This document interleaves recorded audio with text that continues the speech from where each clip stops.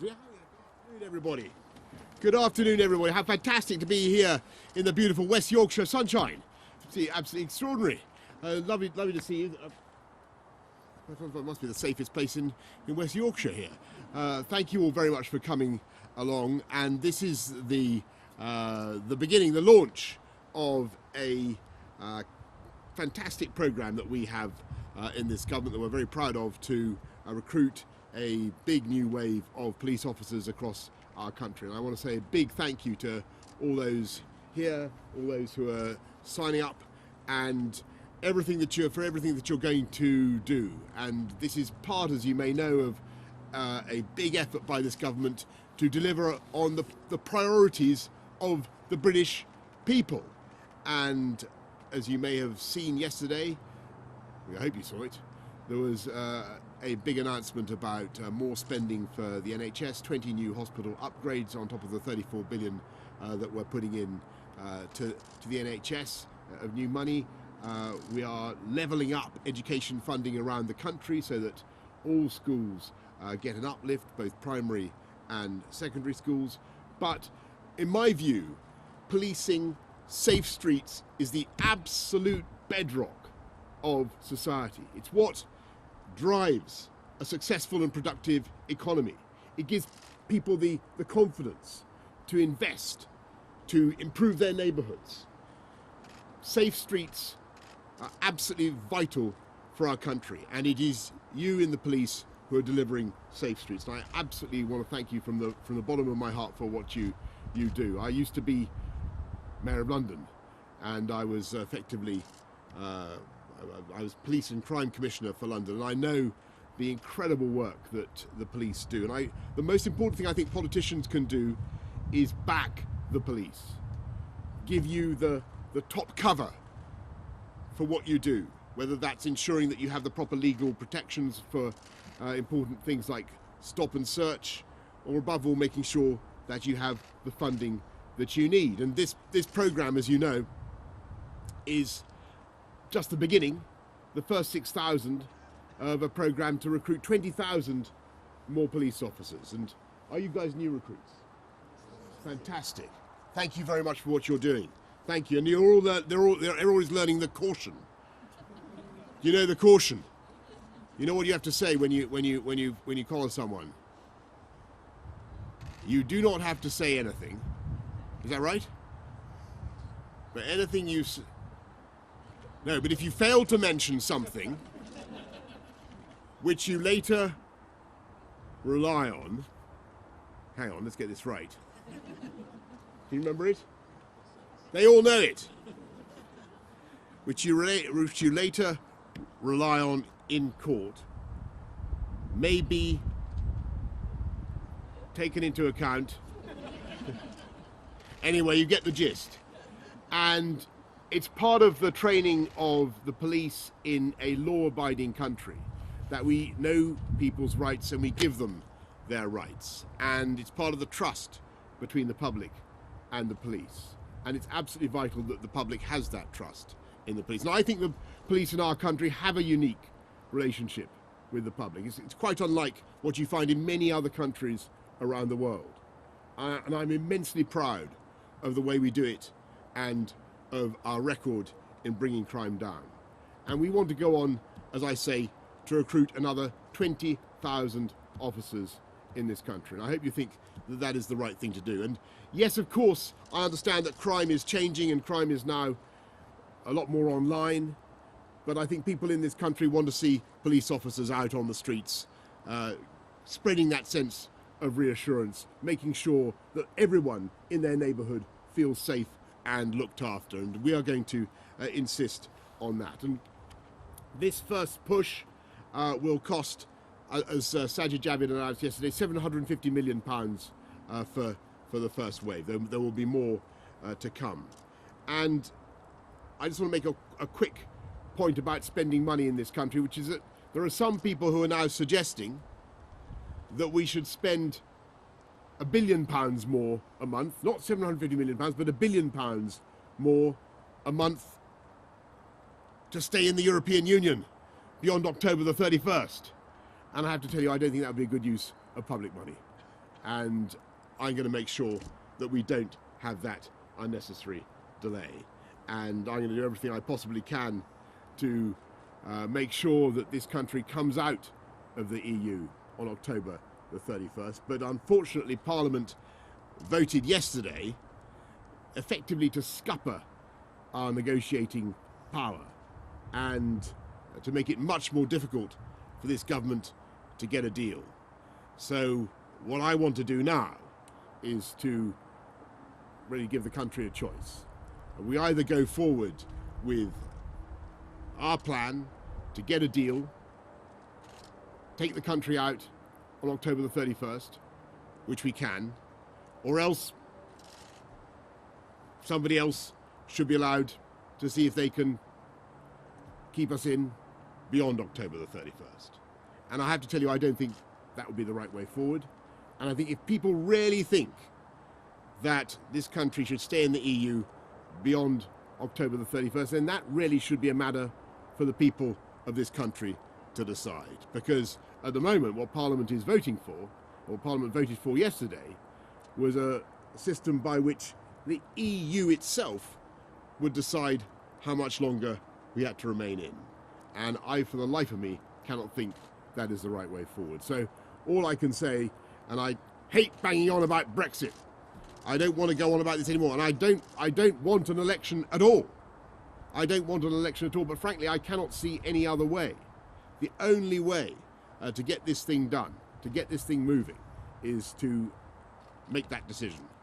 Do you want this government to take us out on October the 31st, or do you want Jeremy Corbyn and the Labour Party to go to that crucial summit in Brussels on October the 17th, effectively hand over control to the EU and keep us in beyond October the 30th. I think it's a no-brainer. I'm sorry to bring this painful subject up this afternoon, but that is the reality of what we face. And for me, there can be only one way forward for our country. I think what the people of this country want us to see is the government of this country focusing not on Brexit. That's been going on for 3 years. I think the people of this country want to see us focusing on their priorities and their needs. And I think they want to see people like you serving police officers, men and women, being allowed to get out on the streets and do your job. And they want to see a government that funds you properly and allows you to get on and do that and directs all their attention and all their concern on that priority. And I can tell you that is what I want to do. But we must settle this EU debate. We must come out of the EU on October the 31st, and then I want to get on and deliver all the priorities of the British people. And as I say, policing, making our streets safer, that comes first, and that is the top priority of this government. So thank you all very much for what you're doing. I'm sorry to have tested you on the caution and got it, and myself got it wrong. But you are going to go on. You guys have fantastic careers as police officers, and it's a wonderful, wonderful job. And I know that you will find it immensely rewarding. Thank you all very much for coming along this afternoon. I think I'm going to take some questions from the media. There they are. They've been patiently waiting at the back. I'm going to go to Andy Bell of Channel 5. And then Paul Brand of ITV. Andy, are you there? Yeah, I'm here, Prime Minister. Hello. Thank you, Prime Minister. Aren't people entitled to ask, if your own brother can't back you, why should anyone else? Well, actually, my own brother, as you'll have seen from what he said this afternoon, well, first of all, I want to pay great tribute. Andy's asking about my brother Joe, who's a fantastic guy and was a brilliant minister for science, for universities, did a fantastic amount of good work for us, for this country in that area. Now, Joe doesn't agree with me about the European Union because it's an issue that obviously divides families and divides everybody. But I think what Joe would agree is that we need to get on and sort this thing out. And I think what Joe certainly would agree, and I think he said as much this afternoon, is that this government has exactly the right priorities when it comes to dealing with the issues that really matter to the British people. And I'm talking about making our streets safer, I'm talking about improving our hospitals and improving our education service. So I thank Joe for all the work that he's done and for the support that he's given for our domestic agenda. And I'm going to go now to Paul Brand of ITV. Thank you, Prime Minister. Prime Minister, if your own brother has lost faith in your plan... I'm sorry, go on. Related topic, Prime Minister, but a different question. If your own brother has lost faith in your plan, surely you'll have to be the next member of the Johnson family to resign.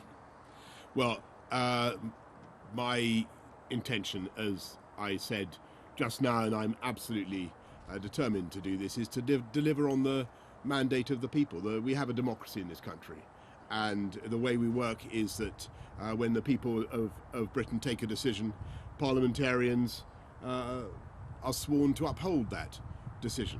And that's what we all said we would do several times in the House of Commons, to respect the result of the 2016 referendum on the EU, when people voted by a very substantial majority to leave. We all said we would do it, and that is what I want to do. And I have to say, I think there is a stark contrast between my approach and I hate to be party political, but that is the sad reality, the approach of Jeremy Corbyn and the Labour Party, because at the moment he won't. Not only are they voting to make it impossible for this country to decide on its own to leave the EU, but they're also making it possible for the people of this country to have an election. I think he must be the first leader of the opposition in history to refuse to have an election. In fact, it seems to me to be a breach of his job description. If he's part of the opposition, he should be actively seeking an election. I don't think I've ever seen anything like it. But my job is to get us out on October the 31st, and that is what we're going to do. Beth Rigby of Sky News. Thank you. Mr. Johnson, when you became Prime Minister, you said you would unite our country. Instead, you're splitting your party, and now even your own brother feels he cannot serve under you. If your own brother doesn't trust you to act in the national interest, why should all of we? Well, as you'll have seen what Joe had to say about our agenda, and he's a strong... Look, people disagree about the EU. But the way to unite the country, I'm afraid, is to get this thing done. That is the reality. The longer this goes on, the more dither and delay we have from Parliament, inspired, I'm afraid, by Jeremy Corbyn, the worse this thing will be. What people want to see is a resolution, and they want to see us getting this thing done. And that's what we're going to do. Kate Ferguson from The Sun. Hello, Prime Minister.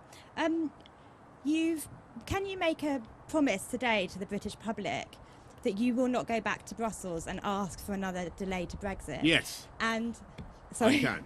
And would you I'd rather be dead in a ditch. So you would resign first, Prime Minister, rather than go and ask for that delay? Look, I just don't. I really. It costs £1 billion a month. It achieves absolutely nothing. What on earth is the point of further delay?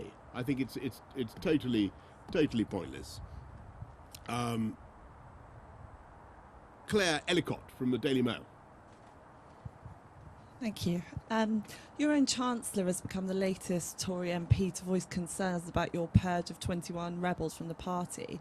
Do you regret your actions? Were they too hasty? And is there a way back for those MPs? Well, let's be clear what we want to do. I think what this country wants and what people in Parliament want is to see us coming out of the EU on October the 31st. And I'm afraid that the bill that was passed yesterday, alas, really makes it much more difficult for us to negotiate.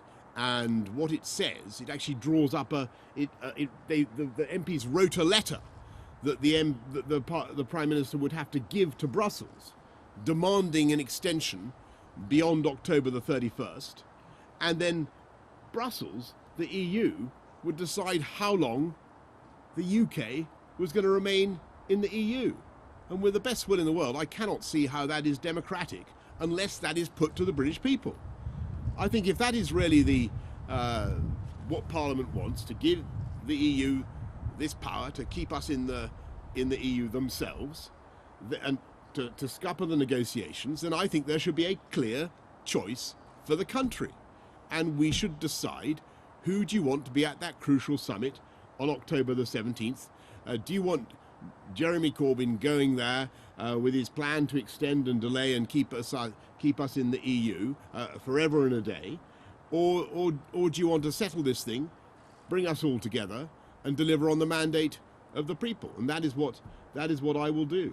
So for me, that is very, very clearly the way forward, and that's the point that I made to all my colleagues and friends in Parliament. And no one, of course, discipline is always tough, but here we are amongst a body of men and women who know that sometimes you have to administer discipline, and you have to be very clear about your message, and that's what we're being. So Kate Proctor in the Guardian, from the Guardian.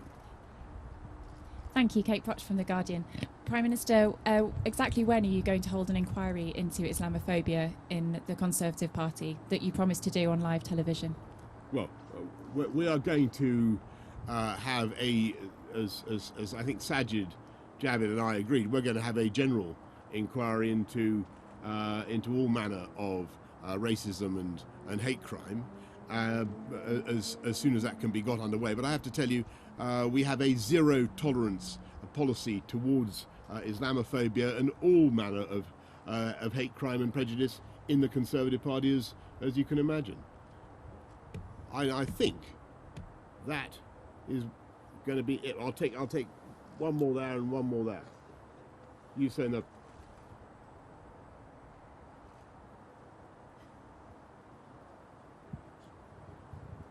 Dennis Staunton from the Irish Times. You, over the past few days, have been quoting the late Reverend Ian Paisley, who spoke about how his people were British but his cows were Irish, as justification for the idea that there could be a different agri-food regulatory regime in Northern Ireland to the rest of the United Kingdom. Could you foresee a different regulatory regime for anything else in Northern Ireland except agri-food? Well, you're right that was what Ian Paisley said. He said that of Northern Ireland, he said the people were British but the cattle were Irish, and in that idea there is the germ of a solution to the question of cross-border frictionless cross-border movement across the Northern Irish border. We do want to minimise all theoretical checks as well as practical checks. We think all practical checks can, of course, be taken away from the border. There's no need for, and the UK will not be instituting any border checks of any kind in Northern Ireland. But we also think there is scope for recognition of the practical reality on the ground in the agri-food sector in Northern Ireland, and but any extension, all that, it depends entirely. I've got to be and indeed whether it could be extended to any other sectors, that depends entirely on democratic control by the people of the United Kingdom. Do you see what I mean? That's the crucial thing. I take one more. Yes. Thank you very much. Thank you. It's Jessica Shankelman here from Bloomberg News. You've talked today, Prime Minister, about the need for trust. And Jeremy Corbyn says he can't trust you to hold an election before the Brexit date and before the EU Council. Can you today give a commitment that yes. you would... Right. Well, is that his line today? Aha. He can't... Right. This is a new one. If I understood it correctly, you just said that the leader of the opposition says he cannot trust me to hold an election before Brexit. Right. Well, I said about 5 times in Parliament. How many times I have to say it? We want an election on October the 15th. October the 15th, and indeed, earlier if he wants. Let's crack on with it. I really don't see how we can have a situation in which the British ability to negotiate is absolutely torpedoed by Parliament in this way, with powers of the British people handed over to Brussels so that we can be kept incarcerated in the EU without that actually being put to the people in the form of of a vote. And time and time again, Jeremy Corbyn. Don't worry, I'm going to end very soon. You're right. Oh, that's all right. I'm so sorry. Okay, I think that is a signal for me actively to wind up. Okay, time and time again, Jeremy Corbyn has said he wants a vote, and he said he wants an election, and here he is. He's got an election absolutely being offered to him, and for reasons I don't quite follow, he seems to be opting out. I leave you to speculate as to why he may be reluctant to do it. But it seems to me if he wants to avoid a no-deal Brexit, or if he wants to avoid a hard Brexit, then he should believe in himself to go to Brussels on that crucial summit on October the 17th and sort it out. That seems to me to be the obvious thing. But I think what we should do is have an election and decide who goes to get there. Okay, folks, thank you all very, very much. And thank you all for listening so patiently for so long. Congratulations to all of you on what you are doing. And thank you very much for all that you are going to do, to all the risks that you're going to take, running towards danger rather than away from it, to make our country and our society safer. Thank you very much. Thank you.